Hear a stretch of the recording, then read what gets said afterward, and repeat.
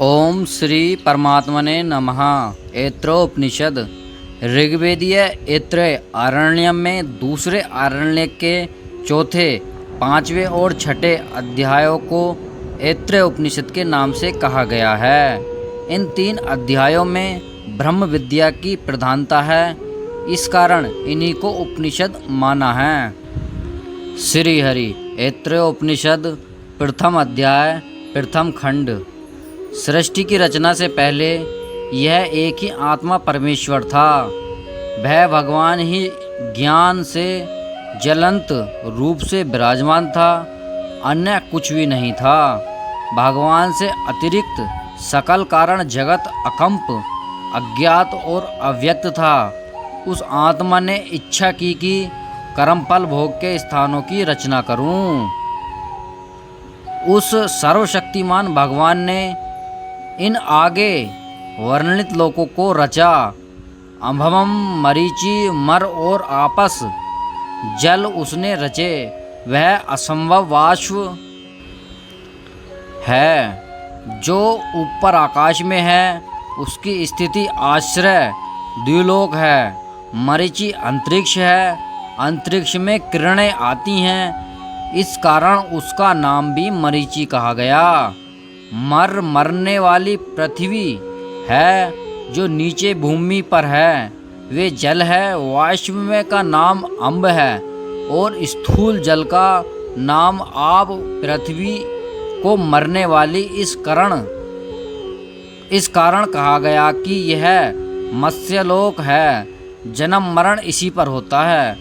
लोक रचना में चार प्रकार के लोक वर्णन हुए हैं: वाष्प, मैलोक, प्रकाश रूप, अंतरिक्ष लोक, पार्थिव लोक और जलमय लोक।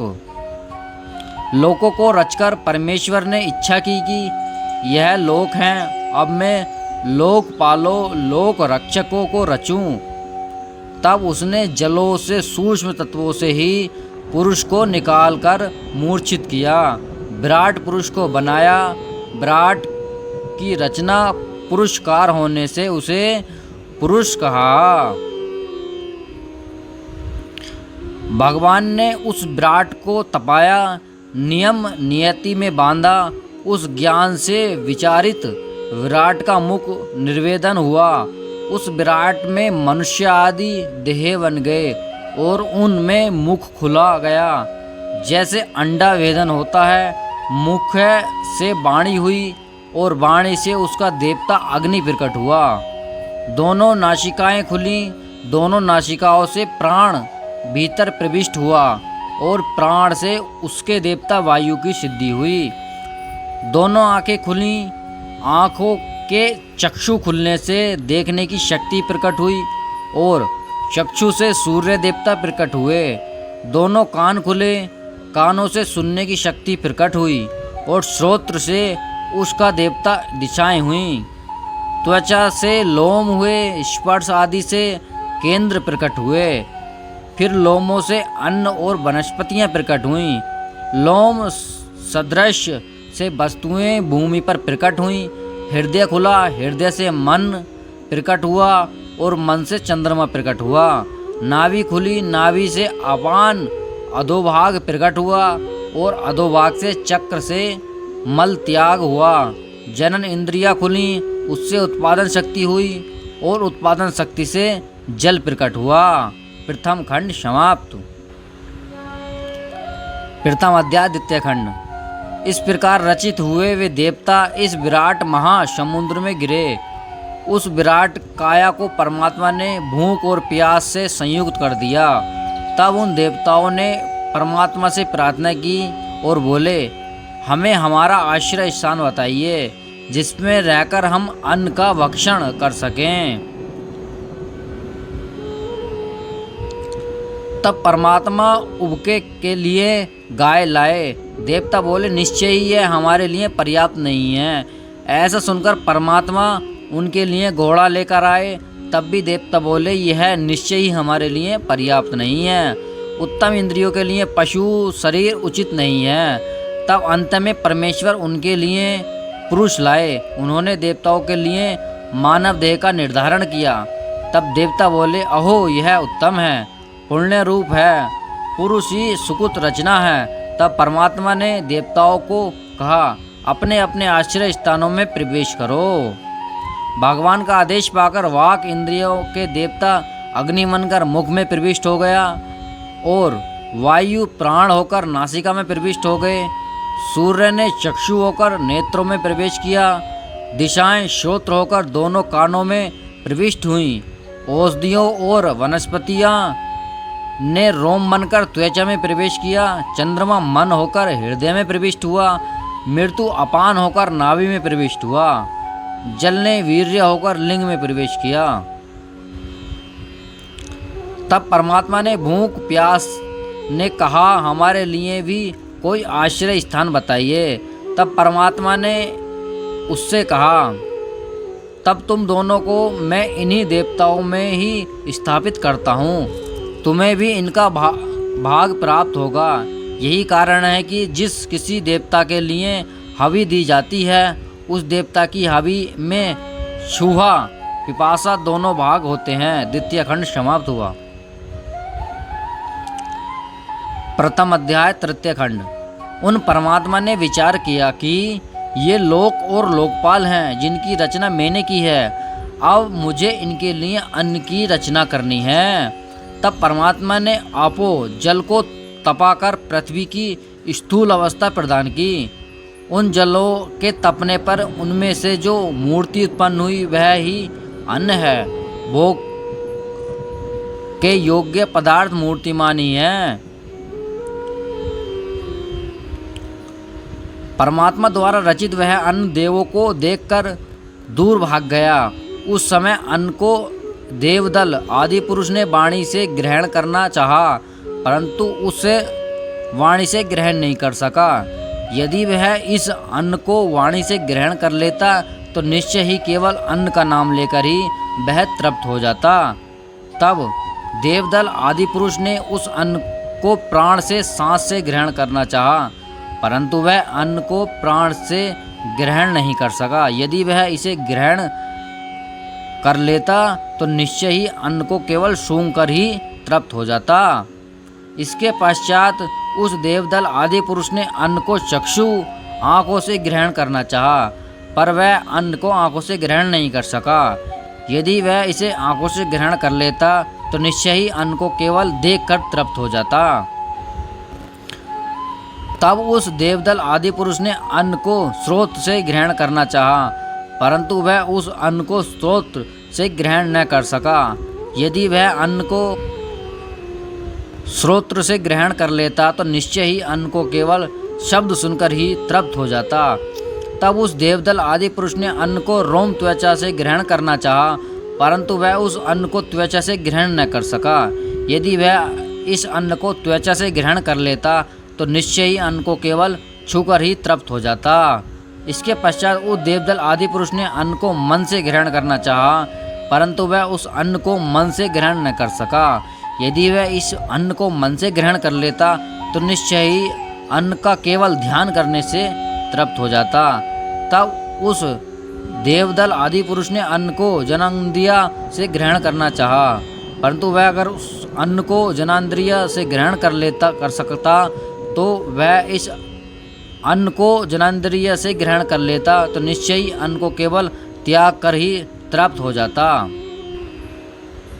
तब उस देवदल आदि पुरुष ने अन्न को अपान से मुख द्वार से ग्रास द्वारा भीतर ले जाने की वायु से ग्रहण करना चाहा। तब उसने अन्न को पकड़कर ग्रहण कर लिया। जो मुख में निगलने की पवन क्रिया है वही अन्न को ग्रहण करने वाला है। यह जो अन्न ग्रहण करने की वायु है वही अन्न की वायु अपान वायु है। अन्न ग्रहण करने की शक्ति के साथ ही आयु रहती है। उस समय परमात्मा ने विचार, यह देवदल आदि पुरुष मेरे बिना कैसे रहेगा।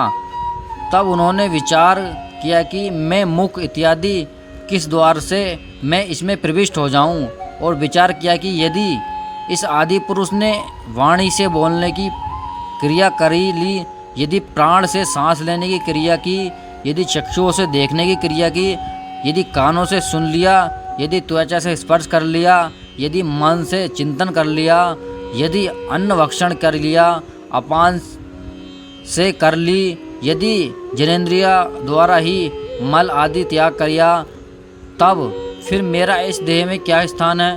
भाव यह है कि परमात्मा ने विचार किया कि मेरे बिना इस सब इंद्रियों द्वारा कार्य संपन्न कर लेना असंभव है।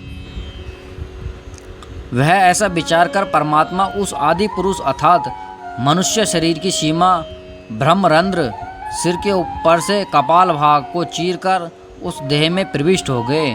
यह द्वार विगति विदीर्ण किए हुए द्वार के नाम से प्रसिद्ध है।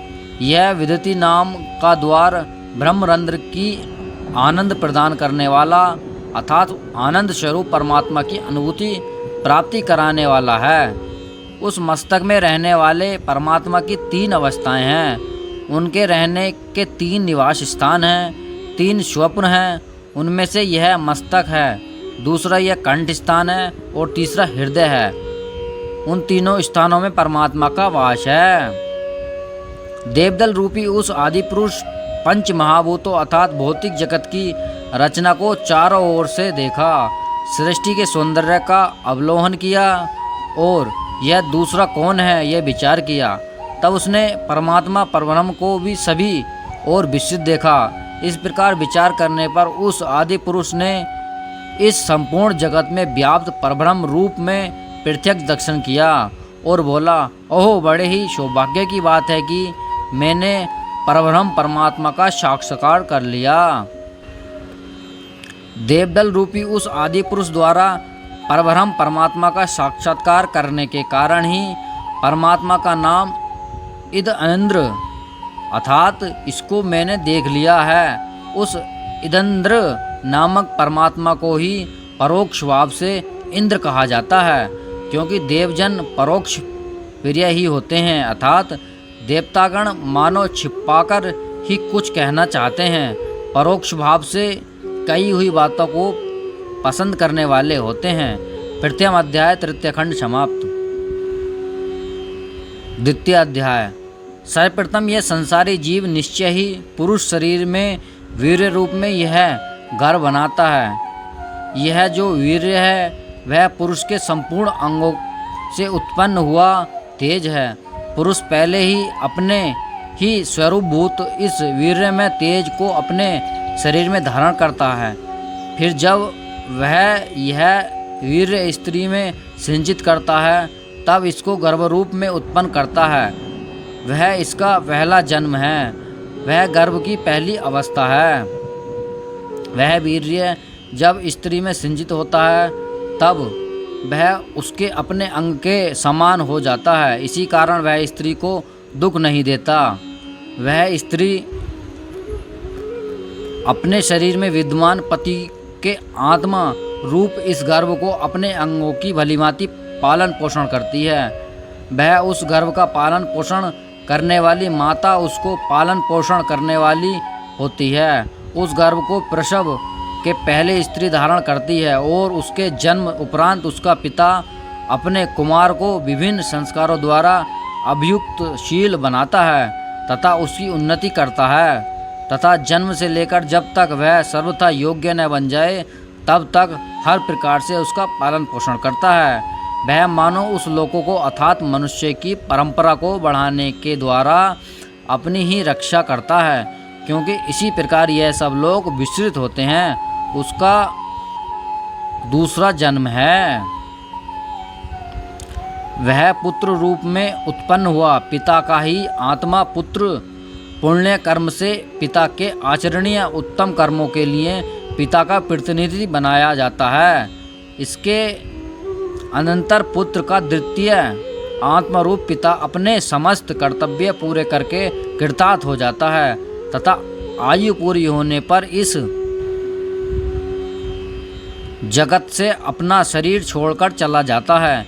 यहाँ से जाकर वह आत्मा पुनः कहीं और उत्पन्न होता है। यह इस आत्मा का तीसरा जन्म है।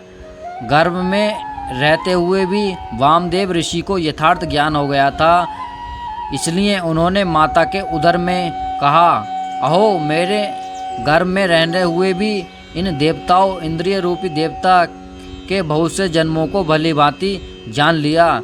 इससे पहले मुझे सैकड़ों लोहे के समान शरीरों ने अवरुद्ध कर रखा था, परंतु अब मैं वाज पक्षी की भांति वेग से उन सबको तोड़कर उनसे अलग हो गया हूँ।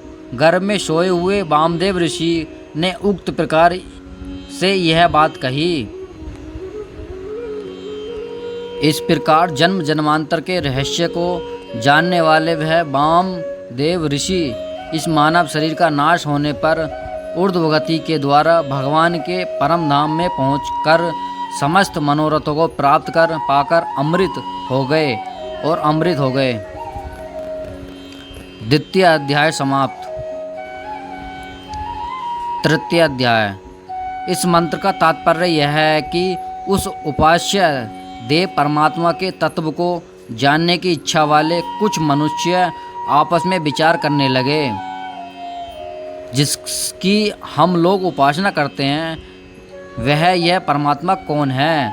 दूसरे शब्दों में, जिसके सहयोग से मनुष्य नेत्रों के द्वारा देखता है, कानों के द्वारा सुनता है, नाक के द्वारा गंध सूंघता है, वाणी के द्वारा स्पष्ट बोलता है और जीभ के द्वारा स्वादयुक्त और स्वादहीन वस्तु की अलग अलग पहचान कर लेता है, वह आत्मा पिछले दूसरे अध्यायों में वर्णित आत्माओं में से कौन है। तब जो यह हृदय है वही मन भी है। सम्यक ज्ञान शक्ति, आज्ञा देने की शक्ति, विभिन्न रूप से जानने की शक्ति, धारण करने की शक्ति, देखने की शक्ति, धैर्य बुद्धि, मनन शक्ति, वेग स्मरण शक्ति, संकल्प शक्ति, मनोरथ शक्ति, प्राण शक्ति, कामना शक्ति, कामनाओं की अभिलाषा, यह सभी शक्तियाँ उस ज्ञान स्वरूप परमात्मा के ही नाम अर्थात उसकी सत्ता का बोध कराने वाले लक्षण हैं। इन सबको जानकर इस सब के रचयिता, संचालक और रक्षक की सर्वव्यापिनी सत्ता का ज्ञान होता है। आत्मा का स्वरूप वर्णन करने के लिए अनंतर ऋषि परमात्मा का स्वरूप वर्णन करते हैं। यही ब्रह्म है, यही इंद्र है, यही प्रजापति है, यही समस्त देवता तथा यही पृथ्वी, वायु, आकाश, जल और तेज पंच महाभूत है। यही छोटे छोटे मिले हुए बीज रूप समस्त प्राणी और इनके अतिरिक्त अन्य सभी अंडे से उत्पन्न होने वाले, गर्भ से उत्पन्न होने वाले, पसीने से उत्पन्न होने वाले तथा भूमि से निकलने वाले तथा घोड़े, गाय, हाथी, मनुष्य, जो भी कुछ भी यह जगत है तथा जो कुछ भी इस जगत में पंखों वाला, चलने फिरने वाला और स्थावर प्राणी समुदाय है, वह सब प्रज्ञान स्वरूप परमात्मा में ही स्थित है। यह समस्त ब्रह्मांड प्रज्ञान स्वरूप परमात्मा से ही ज्ञान शक्ति युक्त है। वह प्रज्ञान स्वरूप परमात्मा की ही इसकी स्थिति के आधार है। यह प्रज्ञान स्वरूप परमात्मा ही हमारे उपासक ब्रह्म है। जिसने इस प्रज्ञान स्वरूप परब्रह्म को जान लिया, वह इस लोक से ऊपर उठकर उस स्वर्गलोक परमधाम में इस प्रज्ञान स्वरूप ब्रह्म के साथ संपूर्ण दिव्य भोगों को प्राप्त कर अमर हो गया। तृतीय अध्याय समाप्त। ऋग्वेद वर्णित ऐत्र उपनिषद समाप्त होता है।